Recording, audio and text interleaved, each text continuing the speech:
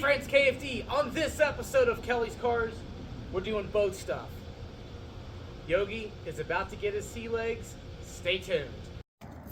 Adventures in boat ownership. Boats and hose. Boats and hose. Tire might be a little gacked. Just a wee bit.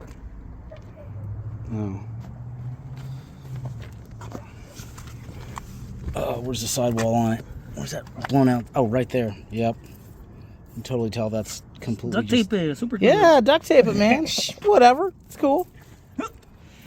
Oofda. So I didn't film it for you guys, but the boat is home.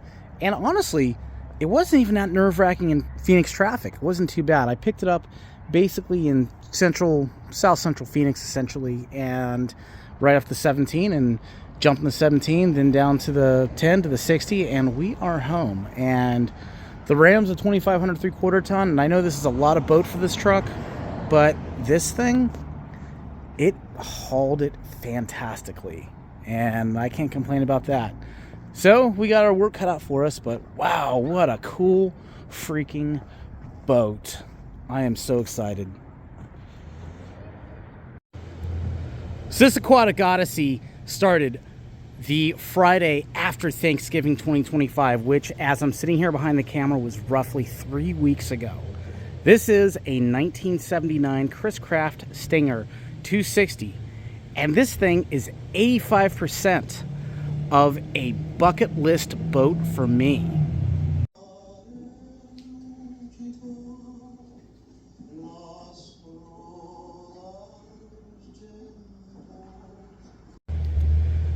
So I got back down to Phoenix, and within a day or two, I went to go look at this thing, and while it is pretty rough, it needs a lot of love, I couldn't help but imagine myself being on the set of Tequila Sunrise in a Chris Craft Stinger 312 Fittipaldi, which, when I first saw this, that's exactly what I thought this thing was. So this beast is 26 feet long and has a pair of Mercruiser 260s, aka the 350 Chevy. And unfortunately, this thing just hasn't been fired up in a long time. The dude I got this thing from had all sorts of girls all over this thing and was showing me pictures of this boat in its prime, which is only a couple years ago out on Lake Mead. Now the paint, yeah, the paint needs a lot of work, and it's not even gel coated. So I'm hoping if I polish it out, it might bring it up. But yeah, this thing needs a complete and total repaint. He lost one of the cushions, and you see these cushions have been worse for wear. Apparently there was a bottom part to this seat that blew out down the road, along with one of the portholes out there as well.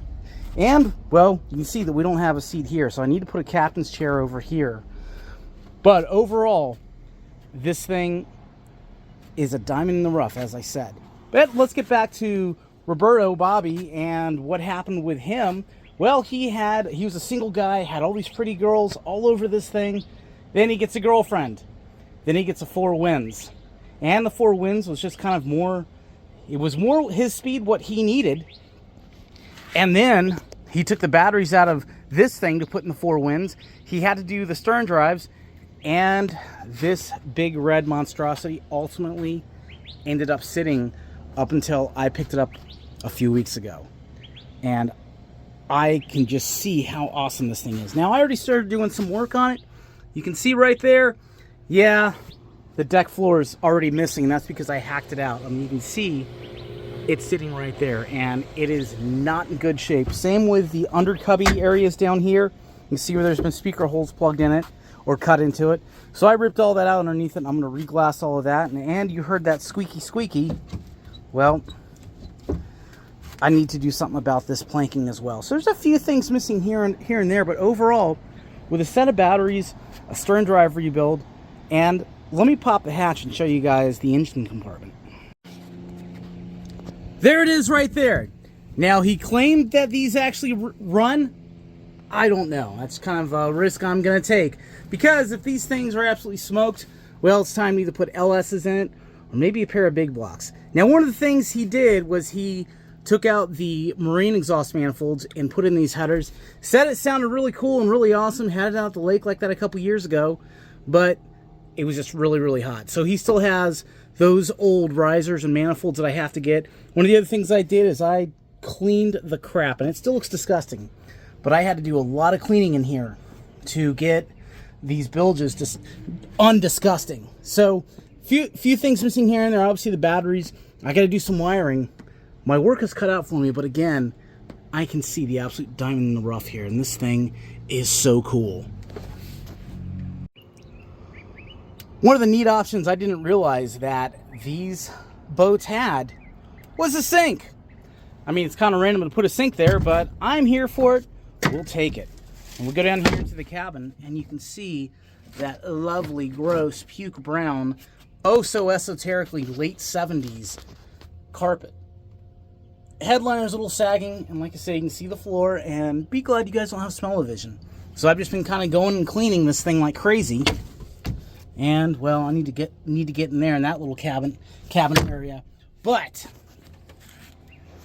there you have it, friends. I was hoping to make a little bit longer video, but this is just kind of an intro to this beautiful red boat. Now, I don't know what I'm going to call it. I was thinking about calling it Fat Girl Summer. A couple of my friends had mentioned calling it PHAT Fat Girl Summer.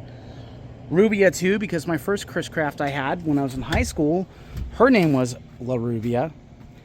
Maybe Summer Breeze, because, you know, that's just so yacht rocky. But in either case, I'm really hoping to be out. In fact, I will be out on the water this summer. In fact, my cousin is holding me to it because, again, he started out with his little 19-foot Stratos.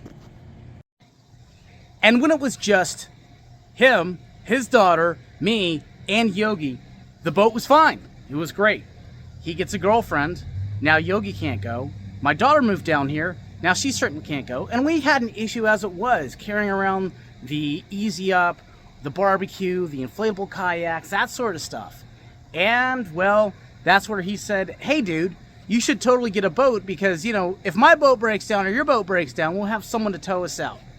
So this, to me, seemed absolutely perfect. It has 2 engines. So if one breaks down, when one breaks down, I already have one that can get me out.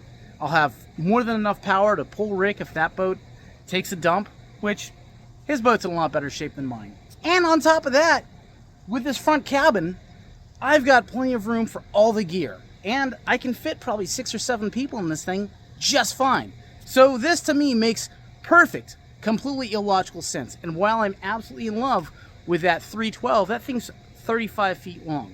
And trying to tow this thing up to Canyon Lake here in Arizona on that really, really windy, treacherous canyon road, I'll be more than happy to take the smaller 26-foot because I do not need all of that nose up front. So this just made perfect sense for me. And while, yes, boats are never going to be a good financial idea, the whole idea is to be out here in the sun, in the summer, doing boat stuff. And on top of that, one of my friends also told me, Kelly, if you get a boat, I'm going to have my tits out next summer. So I can't say no to that. So that's the plan right now.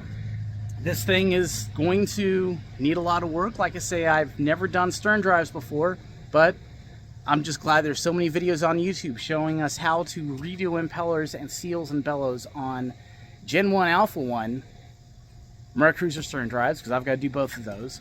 Again, I need to get the manifolds from Roberto and get some batteries and obviously some plywood.